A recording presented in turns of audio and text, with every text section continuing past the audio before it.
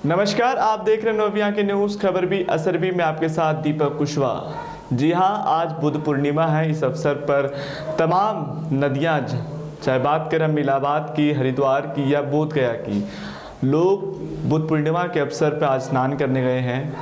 आज भगवान बुद्ध की जयंती यानी भगवान विष्णु के 9वें अवतार भगवान बुद्ध की आज जयंती है। इस मौके पर तमाम लोग जो श्रद्धालु हैं आज नदियों घाटों पर स्नान के लिए आज जाते दिख रहे हैं। देखिए इस रिपोर्ट में।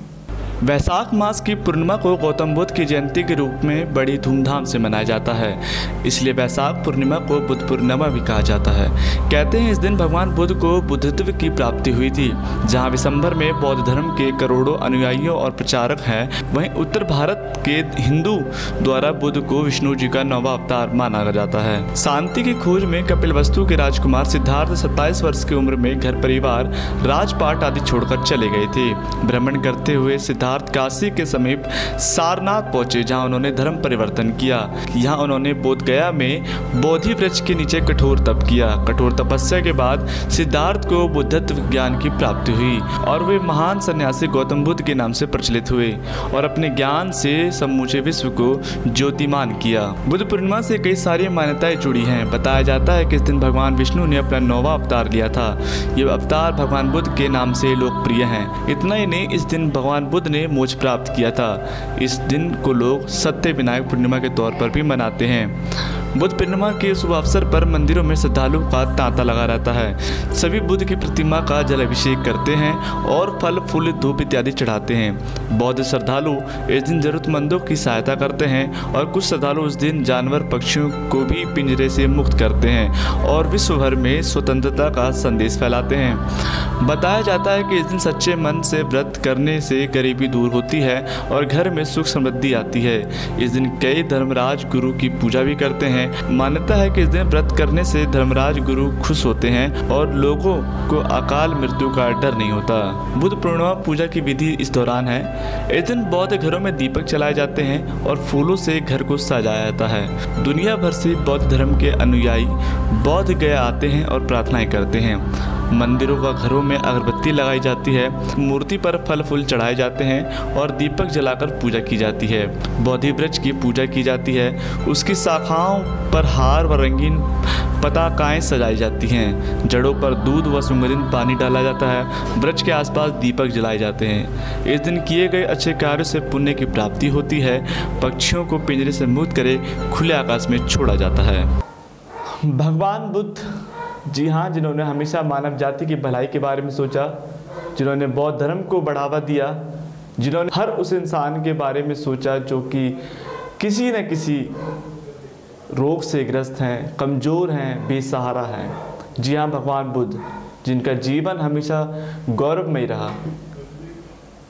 भगवान बुद्ध के बारे में बात करें तो भगवान बुद्ध विष्णु के 9वें अवतार कहे जाते हैं।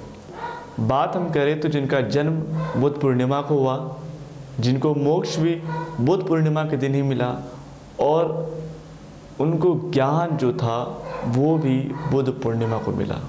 देखिए इस रिपोर्ट में कि किस तरह से भगवान बुद्ध की जो कथा है और उसके पीछे का जो रहस्य क्या है वो आपको इस रिपोर्ट के जरिए बताएंगे। बुद्ध पूर्णिमा या बुद्ध जयंती वैशाख पूर्णिमा के दिन मनाई जाती है। बुद्ध पूर्णिमा बौद्ध धर्म का सबसे बड़ा त्यौहार है। बुद्ध पूर्णिमा के दिन ही भगवान बुद्ध का जन्म, ज्ञान प्राप्ति एवं परिनिर्वाण हुआ था।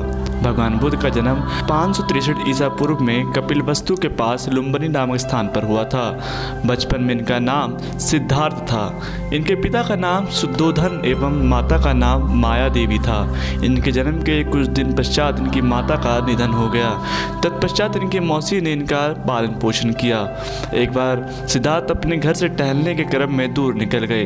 अपनी यात्रा के दौरान उन्होंने एक अत्यंत बीमार व्यक्ति को देखा। कुछ पल और चलने के बाद एक वृद्ध व्यक्ति को देखा।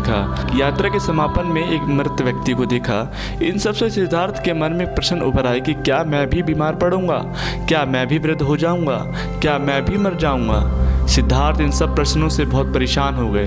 तत्पश्चात सिद्धार्थ इन सबसे मुक्ति पाने की खोज में निकल गए। उस समय उनकी मुलाकात एक सन्यासी से हुई जिसने भगवान बुद्ध को मुक्ति मार्ग के विषय में विस्तार पूर्वक बताया। तब से भगवान बुद्ध ने संन्यास ग्रहण करने की ठान ली। भगवान बुद्ध ने 29 वर्ष की उम्र में घर छोड़ दिया तथा संन्यास ग्रहण कर लिया।